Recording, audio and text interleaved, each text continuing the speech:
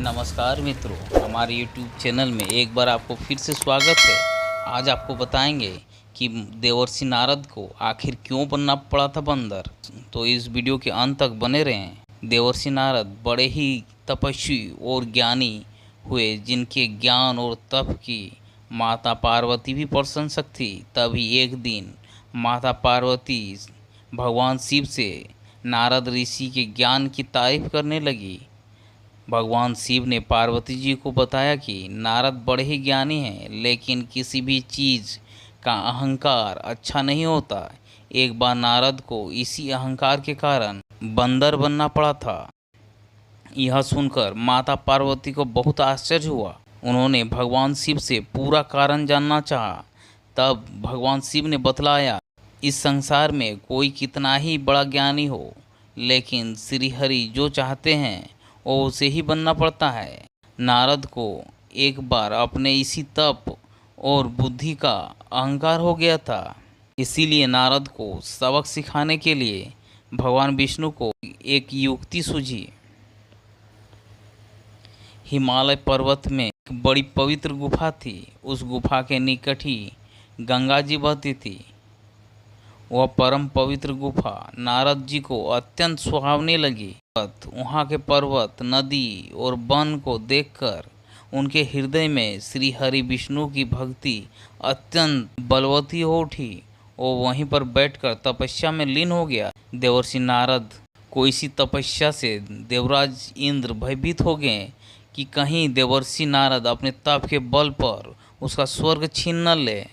इंद्र ने नारद की तपस्या भंग करने के लिए कामदेव को उसके पास भेज दिया। वहां पहुंचकर कामदेव ने अपनी माया से बसंत ऋतु को उत्पन्न कर दिए। पेड़ और पत्ते पर रंग बिरंगे फूल खिल गए। कोयल कूकने लगी और भंवरे गुंजार करने लगे। कामाग्नि को भड़काने वाली शीतल मंद सुगंध सुहावनी हवा चलने लगी। रंभा आदि अप्सराएं नाचने लगी, लेकिन देवर्षि नारद पर कोई प्रभाव न पड़ा। तब कामदेव को डर सताने लगा कि कहीं नारद मुझे श्राप न दे दे। इसीलिए उन्होंने देवर्षि नारद से क्षमा मांगी। देवर्षि नारद को थोड़ा भी आनंद नहीं आया और उन्होंने कामदेव को क्षमा कर दिया। कामदेव वापस अपने लोक को चले गए। कामदेव के चले जाने पर नारद के मन में अहंकार हो गया कि मैंने कामदेव को जीत लिया। वहाँ से शिव जी के पास चले गए और उन्होंने अपनी कामदेव को हराने की सारी कथा सुना डाली। भगवान विष्णु समझ गए कि नारद को अहंकार हो गया है। शंकर जी ने सोचा कि यदि इसके अहंकार की बात भगवान विष्णु जान गए तो नारद के लिए यह अच्छी नहीं होगी। इसीलिए उन्होंने नारद को कहा कि तुमने जो बात मुझे कही है वो श्री हरि को न कहें। यह सुनकर देवर्षि नारद को अच्छा नहीं लगा और मन ही मन सोचने लगा कि यह तो मैंने बहुत बड़ी उपलब्धि हासिल की, तो यह सुनाने में मुझे कोई दिक्कत नहीं है। नारद जी क्षीर सागर पहुँच गए और शिव जी के मना करने के बावजूद सारी कथा सुना दी। भगवान विष्णु समझ गए कि आज तो नारद को अहंकार के घेरे में डाल लिया है। अपने भक्त के अहंकार को वे सह नहीं पाते। इसीलिए उन्होंने अपने मन में सोचा कि ऐसा उपाय करूंगा कि नारद की घमंड भी दूर हो जाए और मेरी लीला भी चलती रहे। नारद जी जब श्री हरि से विदा होकर चले तो उसका अभिमान और भी बढ़ गया। इधर श्री हरि ने अपनी माया से नारद जी के रास्ते में एक बड़े ही सुंदर नगर बना दिया। उस नगर में शिलनिधि नाम का वैभवशाली राजा रहता था। उस राजा की विश्व मोहिनी नाम की बहुत ही सुंदर बेटी थी, जिसके रूप को देखकर लक्ष्मी भी मोहित हो जाए। विश्व सुंदरी विश्व मोहिनी स्वयंवर करना चाहती थी, इसीलिए कई राजा उस नगर में आ गए थे। नारद जी उस नगर के राजा के यहाँ पहुँचे तो राजा ने उसका पूजन कर उन्हें आसन पर बैठाया। फिर उसने अपनी कन्या की हस्तरेखा देखने के लिए कहा कि उसके गुण और दोष बताएं हमें।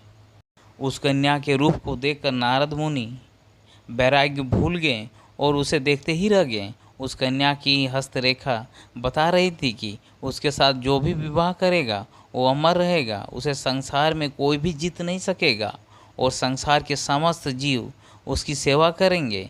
यह बात नारद मुनि ने राजा को नहीं बताई और राजा को उन्होंने अपनी ओर से बनाकर कुछ और अच्छी बात कह दी। अब नारद जी ने सोचा कि कुछ ऐसा उपाय करना चाहिए कि यह कन्या मुझसे ही विवाह करे। ऐसा सोचकर नारद जी ने श्री हरि को याद किया और भगवान विष्णु ने उसके सामने प्रकट हो गए।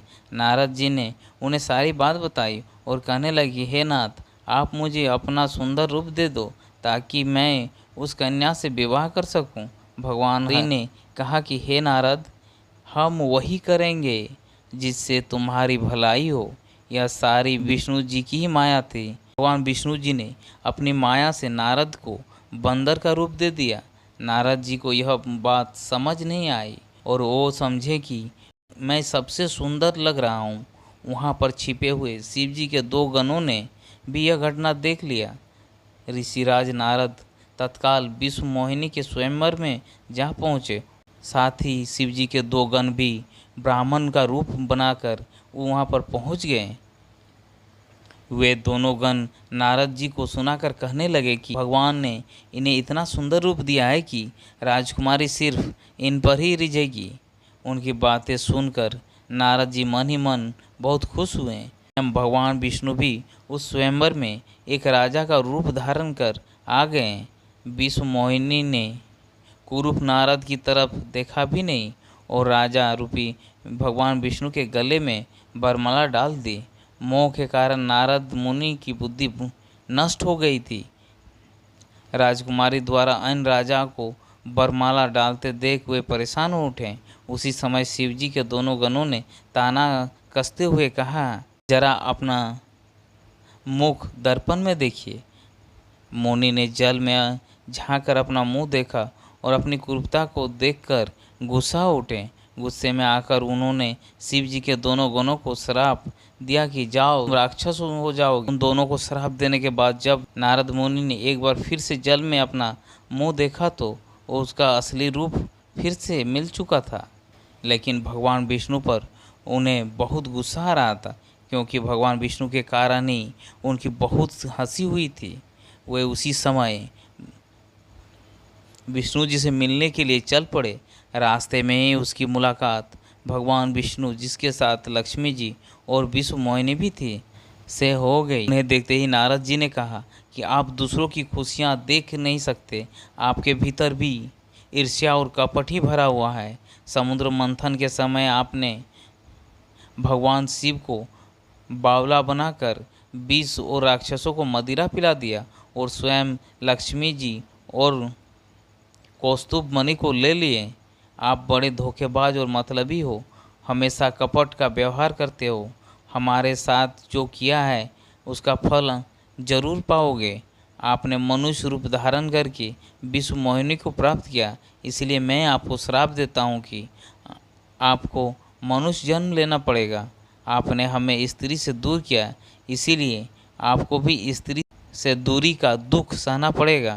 और आपने मुझको बंदर का रूप दिया, इसीलिए आपको बंदर से ही मदद लेना पड़ेगा। नारद के श्राप को भगवान विष्णु ने पूरी तरह स्वीकार कर लिया और उन पर से अपनी माया को हटा दिया। माया हट जाने से अपने द्वारा दिए गए श्राप को याद करके नारद जी बहुत दुखी हुए, किंतु दिया गया श्राप वापस नहीं हो सकता। इसीलिए भगवान विष्णु को श्री राम के रूप में मनुष्य का बनकर अवतार लेना पड़ा। शिव जी के उन दोनों गणों ने जब देखा कि नारद अब माया से मुक्त हो चुके हैं तो उन्होंने नारद जी के पास आकर और उनके चरणों में गिरकर कहा, हे मुनिराज, हम दोनों शिव जी के गण हैं। हमने बहुत बड़ा अपराध किया है जिसके कारण हमें आपसे श्राप मिल चुका है। अब हमें अपने श्राप से मुक्त करने की कृपा करें। नारद जी बोले, मेरा श्राप झूठा नहीं हो सकता, इसीलिए तुम दोनों रावण और कुंभकर्ण के रूप में महान ऐश्वर्यशाली, बलवान और तेजस्वान राक्षस बनोगे और अपनी भुजाओं के बल से पूरे विश्व पर राज करोगे। उसी समय भगवान विष्णु राम के रूप में मनुष्य रूप धारण करेंगे। युद्ध में तुम दोनों उनके हाथों से मारे जाओगे और तुम्हारी मुक्ति हो जाएगी। तो मित्रों, यह वीडियो आपको कैसा लगा कमेंट में ज़रूर बताएं, और अगर वीडियो अच्छा लगा है तो शेयर ज़रूर करें। फिर मिलते हैं अगले वीडियो में, तब तक के लिए नमस्कार मित्रों।